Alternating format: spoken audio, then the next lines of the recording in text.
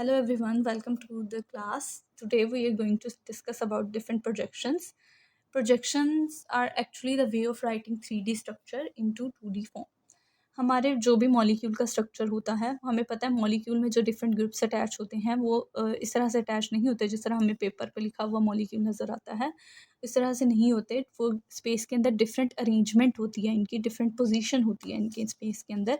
तो उनको हम जो है वो 2D फॉर्म में किस तरह से शो कर सकते हैं, किस तरह से रिप्रेजेंट कर सकते हैं, उसको हम प्रोजेक्शन कहते हैं। प्रोजेक्शन जो होती है वो मेनली 4 टाइप्स की होती है। प्रोजेक्शन हो सकती है, इसे फर्स्ट टाइप है इसकी flying wedge, second type is sawhorse, and the third type is Newman projection, and the fourth one is Fisher projection. अब फ्लाइंग वेज कौन सी प्रोजेक्शन होती है? ऐसी प्रोजेक्शन जिसमें वेज और डॉटेड का स्ट्रक्चर हो, वेज एंड डॉटेड, इसे हम वेज और डॉट स्ट्रक्चर भी कहते हैं। अब वेज पे ऐसा ग्रुप अटैच होता है, इस प्रोजेक्शन के अंदर वेज पे एक ऐसा ग्रुप अटैच होता है जो out of the plane indicate कर रहा हो, यानी कि हमारे पास जो ब्रोमीन एटम है वो हमारे पास आउट ऑफ द प्लेन है। वेज ये इंडिकेट कर रहा है कि ये जो वेज पे ग्रुप अटैच है ये आउट ऑफ द प्लेन है, और जो हमारे पास डॉटेड पे अटैच है वो इनवर्ड है, इनवर्ड द प्लेन। आउटवर्ड यानी कि towards the reader, and inward यानी अवे फ्रॉम द रीडर।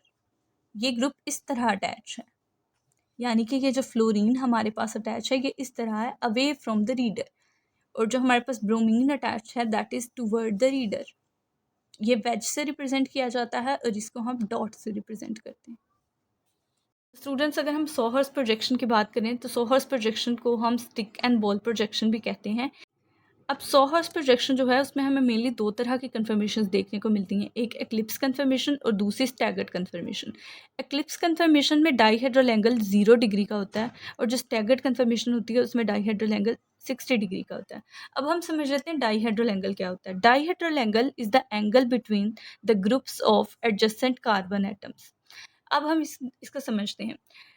ये हमारे पास जो ब्लैक वाला कार्बन है इसके साथ में जो ब्लू वाला कार्बन है, ये दोनों आपस में एडजेसेंट कार्बन है। यानी अगर ब्लैक वाला कार्बन है तो इसके एडजेसेंट है ब्लू वाला कार्बन, और अगर ब्लू वाला कार्बन है तो इसके एडजेसेंट है ब्लैक वाला कार्बन। इनके साथ जो ग्रुप्स अटैच होते हैं इनके दरमियान जो एंगल होता है उसे हम डाईहेड्रल एंगल कहते हैं। अब ये हम एक्लिप्स कन्फर्मेशन को देखें तो ये वाला हाइड्रोजन, अगर हम ये ब्लू वाले कार्बन का हाइड्रोजन हम इस तरह से रिप्रेजेंट कर दें, और ये ब्लैक वाले कार्बन का हाइड्रोजन हम कुछ इस तरह से रिप्रेजेंट कर दें, तो ये दोनों बिल्कुल एक दूसरे के आमने सामने हैं। ये इस तरह से नहीं है जिस तरह से हमें इस कन्फर्मेशन के अंदर, इस स्ट्रक्चर के अंदर देखने को मिल रहे हैं, बल्कि ये हाइड्रोजन अगर इधर है तो ये तो ब्लैक वाले कार्बन का हाइड्रोजन इधर होगा, बिल्कुल एक दूसरे के आमने सामने। तो इनका डाईहेड्रल एंगल जो होगा वो 0 डिग्री का होगा।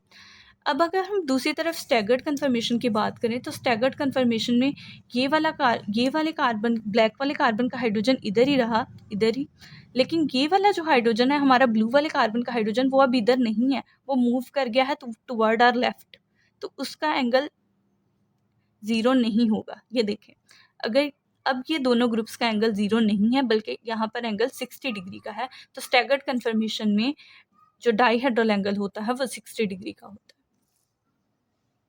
ये न्यूमैन प्रोजेक्शंस को देखते हैं। न्यूमैन प्रोजेक्शन को हम कंडेंस्ड फॉर्म भी कहते हैं। इसमें हम क्या करते हैं कि एक कार्बन को हम कंसिडर कर लेते हैं फ्रंट और एक को हम कर लेते हैं बैक। आप इसको भी फ्रंट कर सकते हैं, इसको भी बैक कंसिडर कर लेते हैं, इसकी आपकी मर्ज़ी है। अब इसको हमने फॉर एग्जांपल फ्रंट कंसिडर कर लिया, इसको हमने बैक कंसिडर कर लिया। तो जो फ्रंट वाला कार्बन है उसे हम डॉट से रिप्रेजेंट करते हैं, और जो बैक वाला है उसे हम सर्कल से रिप्रेजेंट करते हैं। फॉर योर अंडरस्टैंडिंग मैं आपको ये खुद से आपके सामने से बना कर दिखा दूँ। ये हमारा CH3 इथेन का मॉलिक्यूल है। हमें कहा गया कि इसकी न्यूमैन प्रोजेक्शन ड्रॉ करें। हमने एक कार्बन को क्या कर लेना है, फ्रंट कंसिडर कर लेना है, एक कार्बन को बैक कंसिडर करना है। अब हम इसकी न्यूमैन प्रोजेक्शन ड्रॉ करते हैं। ये जो मेरा फ्रंट कार्बन है इसको मैंने डॉट से रिप्रेजेंट कर दिया, और इसके साथ मेरे 3 ग्रुप्स अटैच हो गए। कौन से हैं? हाइड्रोजन। ये, और ये जो मेरा बैक वाला कार्बन है इसको मैंने सर्कल से रिप्रेजेंट कर दिया कुछ इस तरह से, और मैंने इसको क्या किया, इसके 3 ग्रुप्स इस तरह से, क्योंकि ये सारे हाइड्रोजन हैं तो हाइड्रोजन अटैच कर दिए मैंने यहाँ पर। ये हमारी न्यूमैन प्रोजेक्शन है। अब हम इसकी स्टैगर्ड फॉर्म ड्रॉ करते हैं। ये भी मेनली 2 फॉर्म में हो सकती है हमारे पास, स्टैगर्ड फॉर्म में। अब ये हमारा फ्रंट वाला कार्बन था, इसके 3 हाइड्रोजन्स, इसी तरह से उसको हमने फिक्स रखा। अब हमने बैक वाले को क्या कर दिया, रोटेट करवा दिया। अब ये वाला हाइड्रोजन, इसको हमने क्या किया, 60 डिग्री रोटेशन करवा दी। अब जब 60 डिग्री रोटेट करवाया तो ये वाला हाइड्रोजन इस तरफ इधर आ गया, ये वाला हाइड्रोजन इधर आ गया, ये वाला हाइड्रोजन इधर चला गया, इधर। तो इस तरह से हमारे पास कंफर्मेशन आ गई। तो ये कुछ भी नहीं है, ये सिर्फ इथेन मॉलिक्यूल को ही इस तरह लिखा गया है, न्यूमैन प्रोजेक्शन। ये वाला फ्रंट कार्बन है और ये वाला बैक, फ्रंट, और this one is back. Fischer projection की बात करते हैं। फिशर प्रोजेक्शन में हमारे पास वर्टिकल और हॉरिजॉन्टल लाइंस होती हैं। इस तरह के कोई स्ट्रक्चर हमें देखने को मिले तो ये फिशर प्रोजेक्शन है हमारे मॉलिक्यूल की। इसमें वर्टिकल, ये वर्टिकल और हॉरिजॉन्टल लाइंस होती हैं। अब इस फिशर प्रोजेक्शन में जो हॉरिजॉन्टल लाइंस होती हैं ये हमारे पास आउटवर्ड ऑफ द प्लेन उसको रिप्रेजेंट कर रही होती हैं। ये समझे हमारे पास वेज है, यहाँ पर भी हमने जब वेज को देखा तो हमारे पास out of the plane indicate कर रहा था, और जब हमने डॉटेड को देखा तो हमारे पास इनवर्ट द प्लेन इंडिकेट कर रहा था। इसी तरह आप लोग समझ लें कि फिशर प्रोजेक्शन में जो हॉरिजॉन्टल लाइंस हैं ये वेज हैं, और जो हमारे पास वर्टिकल लाइंस हैं ये डॉटेड हैं।